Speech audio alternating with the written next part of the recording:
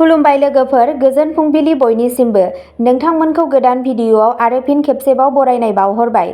आं दिनै नोंथांमोननि सिगाङाव 22 आगस्ट 2024 मायथाइनि सानसेनि फानजामुथिखौ फरायथिनो लादों। नोंथांमोनहा फानजामुथिखौ नायनानै मोजां मोनोब्ला अन्नानै चेनेलखौ लाइक, साबस्क्राइब, कमेन्ट आरो शेयार खालामनानै होलांब्लानो जाबाय। गिबियावनो दङ मेष राशि। मेष राशिनि जिउआव मोजां बुब्लिफोर फैगोन। नोंथांनि गोसोआ खुसि जागोन। नाथाय जुदि नोंथाङा सोरजोंबा रायज्लायो अब्ला नोंथाङा एसे जोथोन लानांगौ। नखरारि जिउआ गोजोनथाव जागोन। मावख'गिरिफोरा साख्रियाव मदद मोनगोन। खामानिनि खाबुआ बांगोन। वृषभ राशि। मोजां आर्जिनायनि खाबुफोरा थाबैनो नोंथांनि सिगाङाव फैनो हागौ। दिनै नोंथाङा जायखौ आखायाव लायो, नोंथाङा मोजां दावगानो हागोन। दिनै सोरबा साखाथियाव सोरबा सासेजों बाहेरायाव थांनायनि सानथांखि लानायनि मोनसे मोजां जाथावना दं। मिथुन राशि। नोंथांनि समायना आखुआ गोसो बोनो हागोन। गावनि नखरनि सोद्रोमाफोरनि मोनदांथिफोरखौ दुखु होनायनिफ्राय बारग'नो थाखाय गावनि रागाखौ सामलाय। दावबायनाया मुलाम्फा गोनां, नाथाय बेसेन गोसा जागोन। कर्क राशि।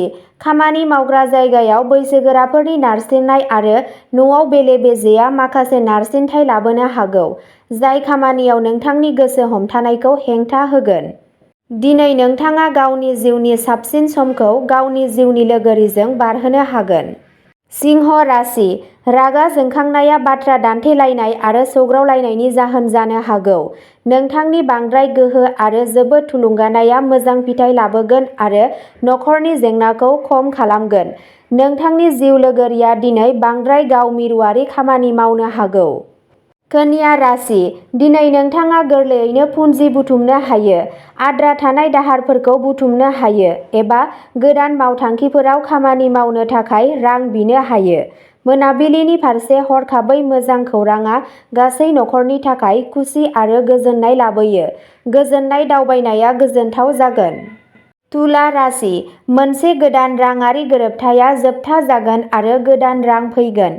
नोंथांनि बाहागोआरिफोरा नोंथांनि गोदान सानस्रि आरो सानथांखिफोरखौ हेफाजाब होगोन। दिनै नोंथाङा गावनि जिउ लोगोरिजों मोजां रायज्लायगोन आरो हमदांनो हागोन दि नोंथाङा गावजों-गाव बेसेबां मोजां मोनो। वृश्चिक राशि। दिनै खामानियाव बयबो नोंखौ मोजां मोनगोन आरो मदद होगोन। नोंथाङा गावनि जिउ लोगोरिजों माखासे सम हगारनो थाखाय दिनै थाब मावख'निफ्राय ओंखारनो हागोन। दिनै नोंथाङा गावनि जिउ लोगोरिजों गोबां रां बाहायनो थांगासिनो दं, नाथाय जोबोद मोजां सम मोनगोन। धनु राशि। ओरैबायदि खामानि मावनो थाखाय मोनसे गोमोथाव सान, जाय नोंखौ गावनि बागै मोजां मोनहोगोन। दिनै न'निफ्राय बायजोआव थांनायनि सिगां गावनि गेदेरफोरनि बोर ला, मानोना बेयो नोंथांनो मुलाम्फा होगोन। दिनै नोंथाङा माबा मोनसे गोमोथाव मोन्दांथि मोनगोन। मकर राशि। नोंथाङा नोंथांनि मोजां नोजोरथि आरो फोथायथिजों नोंथांनि खाथि-खालानि सुबुंफोरखौ गोहोम खोख्लैनो हागौ। गुबुन हादोरारि फालांगिजों सोमोन्दो थानाय सुबुंफोरा दिनै हास्थायनाय फिथाय मोनगोन होनना मिजिंथिनाय जादों। कुम्भ राशि। नोंथांनि रोखा आरो गिनो रोङै सानस्रिफ्रा नोंथांनि लोगोनि नंखायखौ दुखु होनो हागौ। समाजारि हाबाफारिफोराव बाहागो लानो खाबुफोर थानो हागौ। बे राशिनि फरायसाफोरा दिनै गावसोरनि फरायनायाव गोसो होनो गोब्राब मोननो हागौ। लोगोसे नोंथाङा नोंथांनि बेसेनगोसा समखौ लोगोफोरनि सायाव ओरैनो गारनो हागौ। मीन राशि।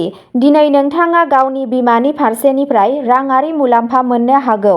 दिनै नोंथांनि आरिमुआरि आरो सोरजिलु गोहोआ गोबां बाख्नायनायखौ गोसो बोनो हागोन आरो नोंथांनो सानस्लाबै बान्था लाबोगोन। दिनै नोंथाङा नोंथांनि जिउ लोगोरिनिफ्राय थारैनो आरामगोनां आरो गोसो गुदुं गोरोबनाय मोनगोन।